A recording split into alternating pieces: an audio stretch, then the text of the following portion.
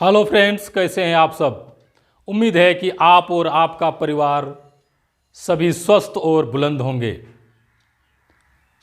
अभी आप पढ़ाई के साथ साथ थोड़ा सजग रहें, दूसरे को भी सजग रहने के लिए ही प्रेरित करें। हम जानते हैं कि नर सेवा ही नारायण सेवा होती है। इसलिए कहा गया है कि जो भरा नहीं है भावों से बहती जिसमें रसधार नहीं, जो भरा नहीं है भावों से बहती जिसमें रसधार नहीं, वह हृदय नहीं वह पत्थर है जिसको मानवता से प्यार नहीं। यानी कहने का अर्थ हुआ है, मानव होने के नाते पढ़ाई के साथ साथ हर कार्य में दूसरे की हेल्प करना ये सबसे बड़ी सेवा होती है। और इसलिए आप इस वीडियो को अच्छी तरह से वॉच करें। और आज हम लोग आर्टिकल्स के बारे में बहुत ही शानदार तरीके से बेहतरीन ढंग से समझने वाले हैं। तो आप पढ़ें और दूसरों को भी शेयर करें ताकि वो भी पढ़ सके। तो अब बिना समय गंवाए हम लोग बारीकी से आर्टिकल्स के बारे में अध्ययन करेंगे और आर्टिकल्स को आज हम लोग पोस्टमार्टम कर देंगे, यानी आर्टिकल्स का पार्ट्स अलग कर देंगे। और आपको ज़िंदगी में लाइफ में कभी भी ऐसा मौका नहीं मिले कि आर्टिकल्स को पढ़ने की आवश्यकता होगी। मैं ये वादा करता हूँ कि आज इस वीडियो देखने के बाद आर्टिकल्स आपके मुट्ठी में होगी। तो बिना समय गंवाए हम लोग सीधे टॉपिक पर जाते हैं, चलते हैं टॉपिक पर।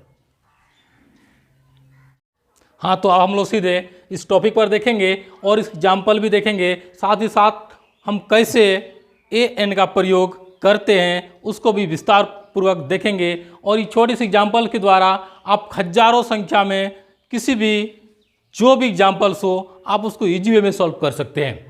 जैसे सबसे पहले मैं ये बताना चाहता हूँ कि what is an article. Article क्या है, आर्टिकल किसको कहते हैं।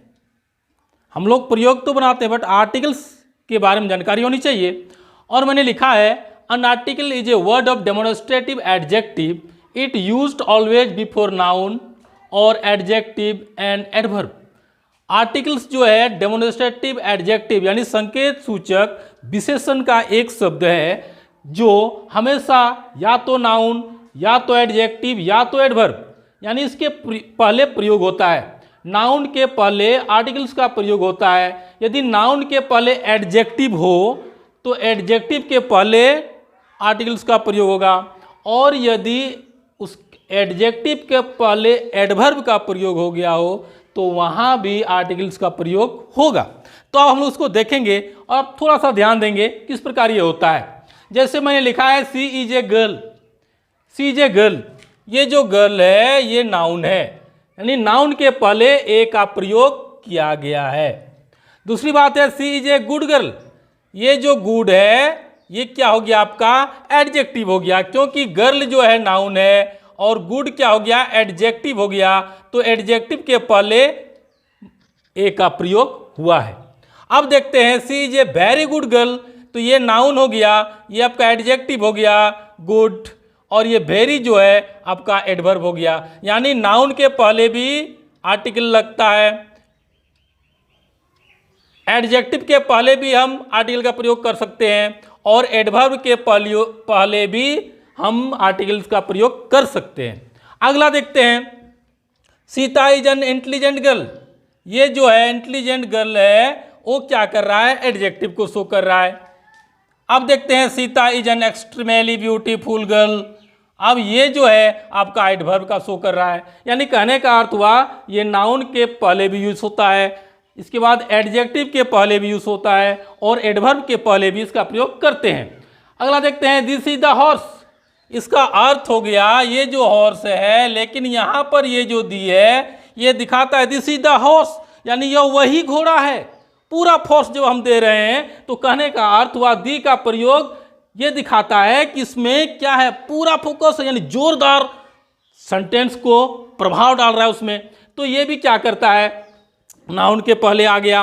अब देखते हैं कि this is the strongest horse, this is the strongest horse, यानी इसको क्या कर रहा है पूरा क्वालिफाई कर रहा है, यानी इसको एडजेक्टिव और एडवर्ब में भी हम यूज कर सकते हैं। तो ए एंड द का प्रयोग हम नाउन के पहले करते हैं, एडजेक्टिव के पहले करते हैं और एडवर्ब के पहले भी क्रम से करते हैं। तो अब हम बारीकी से देखेंगे और आप मात्र 2 मिनट मेरी बातों को ध्यान से देंगे और आपका एन का प्रयोग पूरी तरह सदा के लिए समाप्त हो जाएगा, यानी आपको कोई प्रॉब्लम होगा ही नहीं।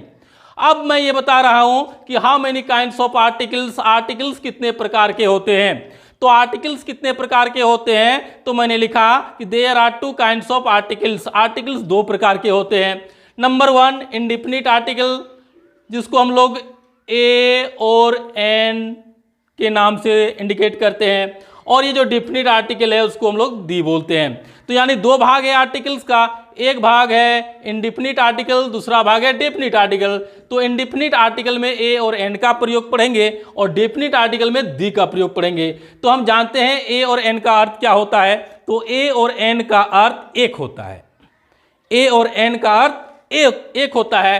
तो अब हम लोग इसका प्रयोग देखेंगे और आप चुटकी में ए एन का प्रयोग सदा के लिए सीख जाएंगे। जैसे मैं ये बताना चाहता हूं कि मैंने एक पहला रूल लिखा है कि यदि किसी अंग्रेजी शब्द का प्रारंभ वॉवेल लेटर से होता हो, यानी ये वॉवेल लेटर होगा, और आप जानते हैं कि वॉवेल लेटर कितने हैं और किसे कहते हैं, और यह हिंदी में स्वर वर्ण की तरह उच्चारित होता हो तो उसके साथ एन का प्रयोग होगा। यानी कहने का अर्थ हुआ कोई भी शब्द प्रारंभ होगा अंग्रेजी का, वो जो भी वर्ड होगा उसका फर्स्ट लेटर वो भावेल होगा। यानी ये जो जिससे मैंने लिखा है एप्पल, तो एप्पल में जो फर्स्ट लेटर है ए, ये जो ए है ये मेरा भावेल है, यानी ये 5 भावेल में कोई ना कोई एक लेटर होगा। तो ए मेरा यहां से मिल गया। अब देखते हैं कि हिंदी में स्वर वर्ण इतने हैं, ये हैं ओ आ से दीर्घ, ये सारे जो लेटर हैं वो हिंदी में स्वर वर्ण है। तो इनमें से कोई लेटर होना चाहिए। अब देखते हैं अंग्रेजी का, तो ए मिल गया, और हिंदी में भी ये क्या हो रहा है, एप्पल, यानी एप्पल को हम जब हिंदी में लिखेंगे तो एप्पल, यानी ये ए से शुरू होता है, और ए जो है चाहे ये हो चाहे ये हो, यानी ये क्या है, स्वर वर्ण है। तो इधर में ये स्वर वर्ण हो गया, इधर में भी स्वर वर्ण हो गया, यानी अंग्रेजी का वॉवेल लेटर और हिंदी का स्वर वर्ण दोनों मिलेगा तो 100% एन का प्रयोग करेंगे। तो मैंने क्या क्या एन का प्रयोग कर दिया। आपको कुछ नहीं देखना है, देखना है कि इधर में स्वर वर्ण होना चाहिए और इधर का भी हिंदी में स्वर वर्ण होना चाहिए, दोनों जब मिलेगा तो एन का प्रयोग करना है। आप जो देखते हैं जैसे लिखते हैं ईगल, तो ईगल लिखते हैं तो ई जो है वो आपका स्वर वर्ण है इंग्लिश में, और ईगल जो लिखते हैं ई भी क्या है, आपका स्वर वर्ण है हिंदी में, यानी इंग्लिश में वॉवेल लेटर है और हिंदी में स्वर वर्ण है। जब ये दोनों कंबाइन होता है, मिलता है, तो उसमें एन का प्रयोग करेंगे। नेक्स्ट है जैसे हम लिखते हैं अम्ब्रेला, तो अम्ब्रेला जैसे मैंने लिखा तो यू क्या है, यू मेरा वॉवेल लेटर है, और ओ जो है वो मेरा क्या है, स्वर वर्ण है। यानी कहने का अथवा ये भी स्वर वर्ण है और ये भी स्वर वर्ण है, तो इसमें इंग्लिश का जो फर्स्ट लेटर होगा वो भी स्वर वर्ण होगा, और जो हिंदी में हम उसको लिखेंगे वो भी हिंदी में स्वर वर्ण होगा। यानी भावेल भावेल, इसको स्वर स्वर हम बोल सकते हैं। जब ये दोनों मिल जाएगा तो वहाँ पर एन का प्रयोग करेंगे, कोई भी वर्ड होगा आपको प्रॉब्लम नहीं होगा। आप थोड़ा सा ध्यान देंगे कि इंग्लिश का स्वर वर्ण होना चाहिए, यानी भावेल लेटर होना चाहिए, और हिंदी का भी स्वर वर्ण होना चाहिए। यानी जब दोनों को हम लोग उच्चारित करेंगे, दोनों मिल जाता हो तो आप एन लगा देना, आंख मूंद के, कोई प्रॉब्लम नहीं होगा। अगला मैंने बता रहा हूं कि यदि किसी अंग्रेजी शब्द का प्रारंभ वॉवेल लेटर से होता हो और यह हिंदी में व्यंजन वर्ण की तरह उच्चारित होता हो। अब एक समस्या इसमें आ गई कि ये जो वर्ड है उसका प्रारंभ वॉवेल लेटर से होगा, लेकिन प्रॉब्लम है कि वो हिंदी में व्यंजन की तरह उच्चारित होगा, तो अब ए का प्रयोग हो जाएगा। तुरंत क्या हो जाता है, वो थोड़ा सा करवट ले लेता है कि इंग्लिश में वॉवेल लेटर से प्रारंभ तो हो रहा है, लेकिन ये हिंदी में व्यंजन वर्ण की तरह उच्चारित होगा, तो वहां पर ए का प्रयोग होगा। अब जैसे मैंने लिखा यूनिक, जब यूनिक लिखते हैं तो यू आता है फर्स्ट में, लेकिन जब इसको हिंदी में लिखते हैं हम लोग तो यो हर्षुकार आ गया, यानी यो आ गया। और यो क्या है, यो मेरा भावेल नहीं है, यानी स्वर वर्ण नहीं है।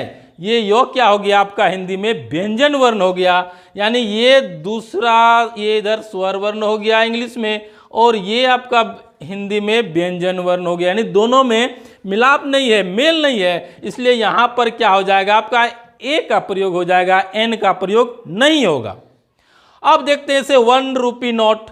जब 1 रुपी नोट लिखे मैंने तो ये जो ओ है, ओ क्या है, ओ तो भावेल है, ये तो ओ भावेल है, लेकिन जब हिंदी में उसको लिखते हैं तो वन, वो नो वन, तो वो क्या है, वो मेरा हिंदी में व्यंजन वर्ण है। यानी इधर स्वर वर्ण तो हुआ अंग्रेजी में भावेल तो अंग्रेजी का फर्स्ट लेटर हो गया, अच्छी बात है, लेकिन जब इसको हिंदी में पुनः मैंने कन्वर्ट किया तो ये वो आ जाता है, वो, और वो क्या है, वो एक व्यंजन वर्ण हिंदी में है, इसलिए ये दोनों में मिलाप नहीं हुआ और इसी के कारण यहां पर ए का प्रयोग होगा, एन का प्रयोग नहीं होगा।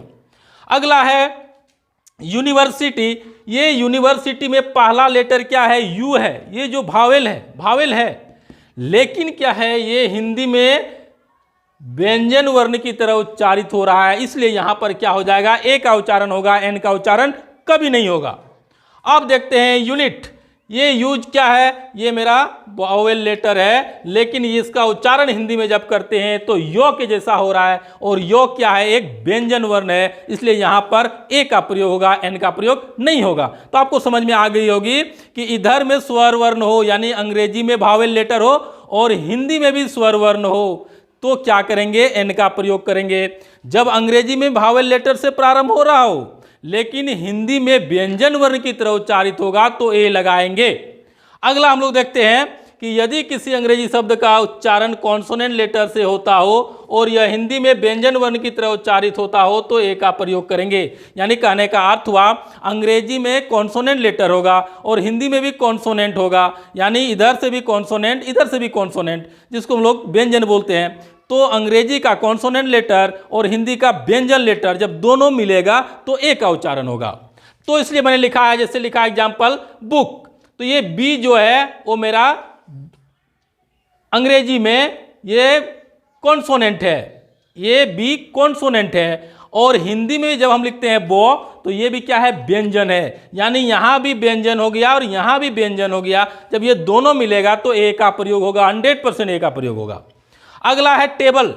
जैसे टी क्या है, टी मेरा कॉन्सोनेंट लेटर है इंग्लिश में, और जब इसको हिंदी में हम लिखते हैं तो टेबल, तो टो से मतलब है हमको, तो ये टो जो है वो मेरा व्यंजन वर्ण है, तो इधर भी अंग्रेजी में व्यंजन हो गया और इधर भी हिंदी में व्यंजन हो गया, इसलिए ये क्या हो गया, दोनों के साथ ए का प्रयोग होगा। अब जैसे लिखते हैं मैंगो, एम क्या है, एम जो है मेरा वो कॉन्सोनेंट लेटर है, और जब इसको हम हिंदी में लिखते हैं तो ये मो लिखाता है, मैंगो, इसलिए ये जो है एम कॉन्सोनेंट हो गया और ये मो है वो भी कॉन्सोनेंट हो गया, यानी दोनों जब कॉन्सोनेंट हो गया तो वहां पर ए का प्रयोग होगा। अब जैसे लिखते हैं बनाना, तो ये बी के कॉन्सोनेंट हो गया और वो भी कॉन्सोनेंट हो गया, यानी दोनों कॉन्सोनेंट हो गया, इसलिए यहां पर ए का प्रयोग होगा। पैरट, तो यहां पर पी मेरा कॉन्सोनेंट है और पो भी क्या है, कॉन्सोनेंट है, जब दोनों कॉन्सोनेंट मिल जाता हो तो ए का प्रयोग करेंगे। लेकिन इसके जस्ट बाद देखते हैं हम लोग, यदि किसी अंग्रेजी शब्द का प्रारंभ कॉन्सोनेंट लेटर से होता हो लेकिन यह हिंदी में स्वर वर्ण की तरह उच्चारित होता हो तो ए का प्रयोग होगा, हाँ, तो एन का प्रयोग होगा। अब हम लोग क्या करेंगे, देखना है कि अभी हम लोग ने ए का प्रयोग किया, लेकिन अब जस्ट तुरंत बाद एन का प्रयोग कर रहे हैं। क्या लिखे, यदि किसी अंग्रेजी शब्द का प्रारंभ कॉन्सोनेंट लेटर से होता हो लेकिन यह हिंदी में स्वर वर्ण की तरह उच्चारित होता हो तो एन का प्रयोग होगा, यहां पर एन का प्रयोग करेंगे। तो अब हम लोग क्या करेंगे, जैसे मैंने लिखा ऑनेस्ट, ये एच से प्रारंभ हो रहा है, एच से प्रारंभ हो रहा है, फिर भी ये उच्चारण जब इसको हिंदी में करते हैं तो ये होता है ऑनेस्ट, यानी ये एच जो है कॉन्सोनेंट है, लेकिन ये जब हिंदी में उच्चारित होता है तो ओ का उच्चारित होता है, ऑनेस्ट, नॉट हॉनेस्ट। हॉनेस्ट बहुत सारे लोग हॉनेस्ट भी बोलते हैं, हॉनेस्ट नहीं बोलना है, क्योंकि उच्चारण बहुत इंपॉर्टेंट होता है। जैसे बिहार में लोग क्या बोलते हैं, घोड़ा सड़क में दौड़ रहा है, घोड़ा सड़क में दौड़ रहा है, बकरी घास चढ़ रही है। भाई वो उसकी भाषा है, बट जब वो लिखते हैं तो बहुत अच्छे लिखते हैं, वो हिंदी शुद्ध लिखते हैं, लेकिन बोलते क्या है वो अपनी भाषा में बोलते हैं। इसलिए प्रोनाउंसिएशन बहुत इंपॉर्टेंट होता है। जब तक यदि आप प्रोनाउंसिएशन अच्छा से नहीं करेंगे तो आपका आर्टिकल्स गलत हो जाएगा। इसलिए आप लिखने से पहले, बनाने से पहले उसको एक बार प्रोनाउंस कर लें। जैसे इसको बोलते हैं ऑनेस्ट, तो ये मेरा कॉन्सोनेंट है, लेकिन ये जो ओ है वो मेरा स्वर वर्ण है, इसलिए यहां पर क्या हो गया, एन का प्रयोग हो गया, ए का प्रयोग नहीं हुआ। अब देखते हैं, जैसे लिखते हैं इसको HOUR, इसको हम लोग बोलते हैं आवर। क्या बोलते हैं? आवर। आवर, आ जो है वो मेरा क्या है, स्वर वर्ण है, लेकिन एच जो है वो कॉन्सोनेंट है, तो दोनों में क्या हो गया, मिलाप नहीं हुआ, इसलिए ये क्या हो गया, रिएक्शन हो गया, इसलिए यहां पर एन का प्रयोग हो गया, यानी ये कॉन्सोनेंट लेटर होते हुए भी एन का प्रयोग रखा। अब देखते हैं ऑनरेबल मैन। ऑनरेबल मैन हम लोग हॉनोरेबल नहीं बोलते हैं, हॉनोरेबल नहीं बोलना है, ऑनरेबल, ऑनरेबल, ऑनरेबल, यानी ओ का उच्चारण आ रहा है। जब ओ का उच्चारण आ रहा है तो ये क्या हो गया, ओ जो हो गया वो स्वर वर्ण हो गया हिंदी में, लेकिन ये जो एच है वो क्या है, कॉन्सोनेंट है, इसलिए यहां पर क्या हो गया, एन का प्रयोग होगा। तो इस प्रकार से हम लोग देखें कि बहुत इजी तरह से आपका ये ए और एन का प्रयोग हो गया, और फिर हम लोग बारीकी से थोड़ा सा और आगे अगला स्टेप में इसको देखेंगे तो समझ में आ गया होगा कि अब क्या करना है। कि सबसे पहले आपको ये समझ में आ गई होगी कि अंग्रेजी का भावेल और हिंदी का स्वर वर्ण, तो एन लगा देना। अंग्रेजी का भावेल और हिंदी का व्यंजन, तो क्या करना, ए लगा देना। अंग्रेजी का कॉन्सोनेंट और हिंदी का व्यंजन, तो ए लगा देना। अंग्रेजी का कॉन्सोनेंट लेकिन हिंदी का स्वर वर्ण, तो एन लगा देना। यानी थोड़ी थोड़ी चेंज होती है। कहा जाता है कि ये हमारे लिए बहुत इंपॉर्टेंट है, और छोटा छोटा मिस्टेक के कारण बहुत गलतियां हो जाती है, इसलिए हम ऐसी गलती ना करेंगे। और आप सबों का स्वागत है, और मैं आपसे ये कहना चाहता हूं कि ये जो टॉपिक है आपको अच्छी लगी होगी, तो आप क्या करेंगे, कम से कम एक कमेंट बनता तो है, और आप कमेंट करके मुझे ये बताएंगे कि आपको ये आर्टिकल्स कैसा लगा और जो भी कमी रही। तो हम लोग सीधे अब देखते हैं कुछ इसके कैसे यूसेस होते हैं। तो यह ए और एन का प्रयोग मैं सबसे पहला मैं ये बता रहा हूं कि एक या कोई एक के अर्थ में ए एन का प्रयोग किया जाता है, यानी ए और एन का अर्थ एक होता है, इसलिए इसका प्रयोग सिंगुलर नंबर के पहले किया जाएगा। जैसे I have a pen, pen एक है, यानी ये सिंगुलर नंबर में है, इसलिए इसके पहले ए का प्रयोग हुआ। जैसे ही सॉ ए स्नेक, उसने एक स्नेक देखा, तो इसमें क्या है, स्नेक कितना है, वो एक है, और इसीलिए उसके पहले ए का प्रयोग हुआ।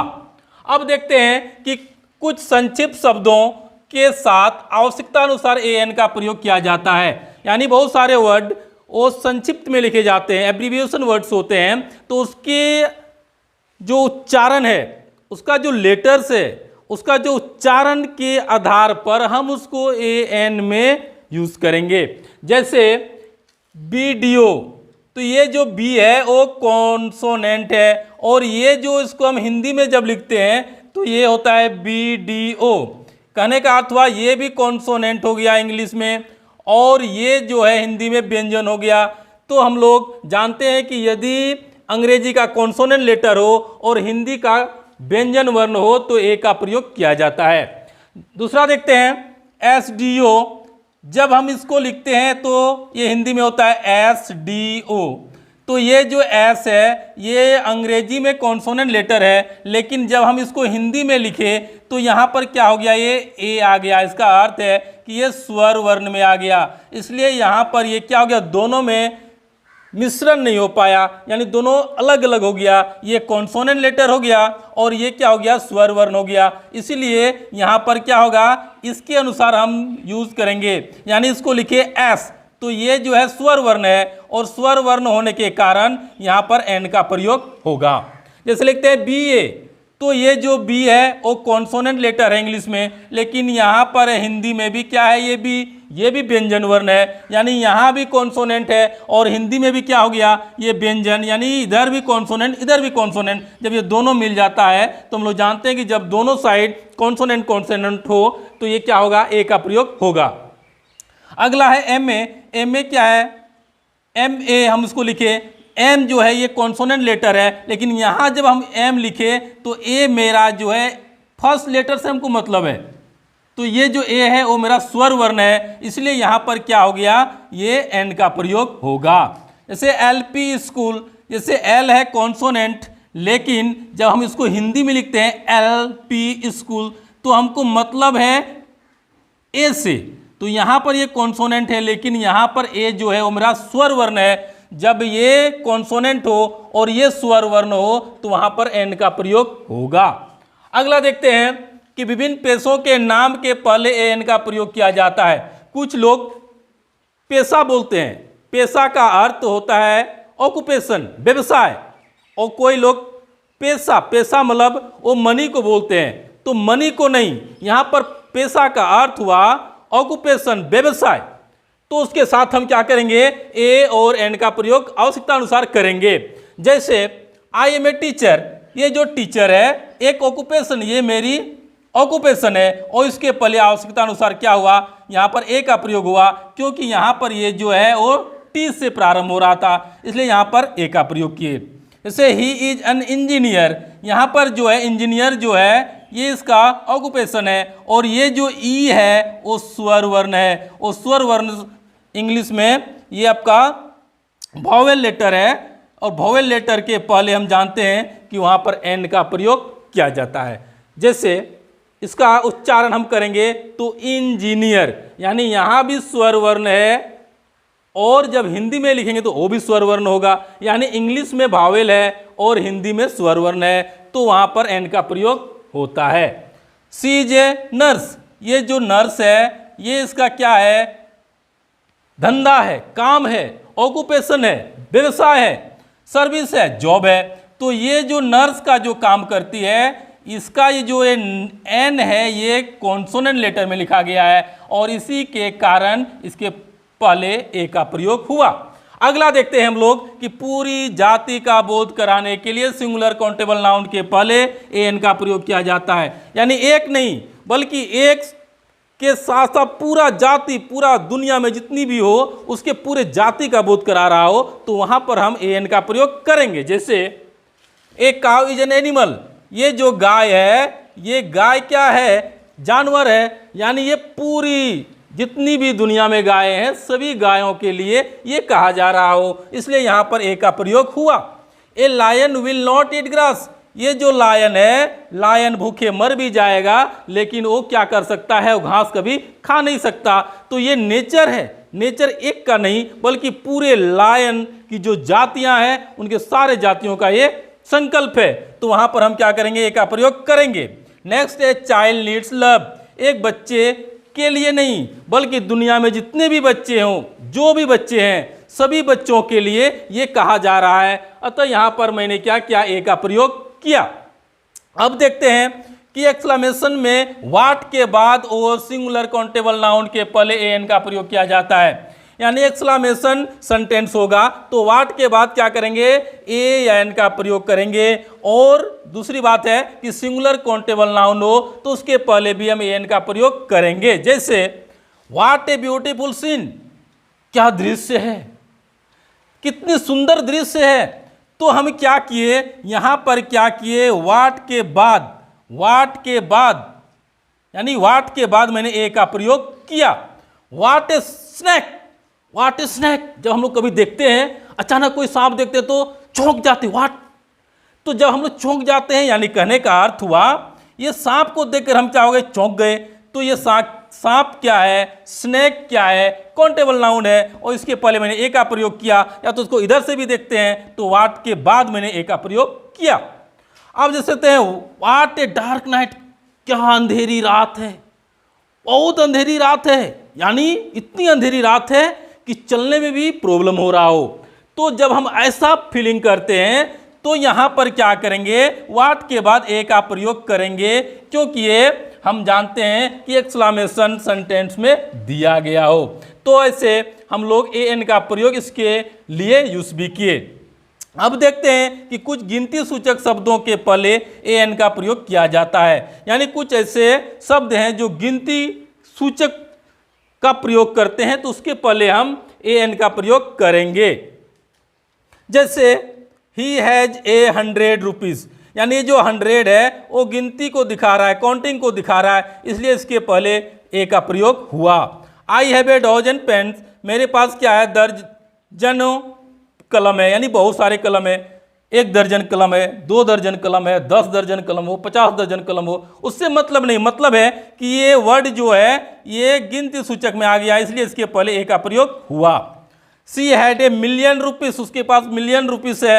चलो अच्छी बात है, जितना भी हो, लेकिन ये जब मिलियन में हो या करोड़ में हो या अरब में हो या तो 10,000 हो या 1000 हो या कुछ भी हो, लेकिन ये क्या है, काउंटेबल नाउन में है, यानी इसको हम क्या कर सकते हैं, कुछ गिनती के लिए शब्द यूज हुआ है और उस गिनती शब्द के पहले हम क्या करेंगे, ए का ही प्रयोग करेंगे। अब देखते हैं, यू हैव ए 1000 फ्रेंड्स, तुम्हारे आपके पास 1000 फ्रेंड्स हैं। तो थाउजेंड्स हैं, बहुत सारे हो गए, थाउजेंड्स हजारों हो गए, लेकिन यहाँ पर कितना है, ए का प्रयोग करेंगे, क्योंकि थाउजेंड्स भी क्या है, वो गिनती सूचक शब्दों में आता है। तो हम समझ सकते हैं कि ये इसके माध्यम से हम कुछ भी प्रयोग कर सकते हैं और ए एन के प्रयोग में कुछ भी प्रॉब्लम आपको नहीं होगा। तो आप क्या करें, यदि आपको ये समझ में वीडियो आई तो आप लाइक सब्सक्राइब करना ना भूलें। और मैं जानता हूँ, हम लोग जानते हैं कि जो सफ़र की शुरुआत करते हैं, जो सफ़र की शुरुआत करते हैं वही मंजिल को पार करते हैं। जो सफ़र की शुरुआत करते हैं वही मंजिल को पार करते हैं। एक बार चलने का हौसला तो रखो, एक बार चलने का हौसला तो रखो। मुसाफिर का तो रास्ते भी इंतजार करते हैं, रास्ते भी इंतजार करते हैं। थैंक यू फ्रेंड, फिर हम लोग अगले वीडियो में मिलते हैं। That's so, thank you.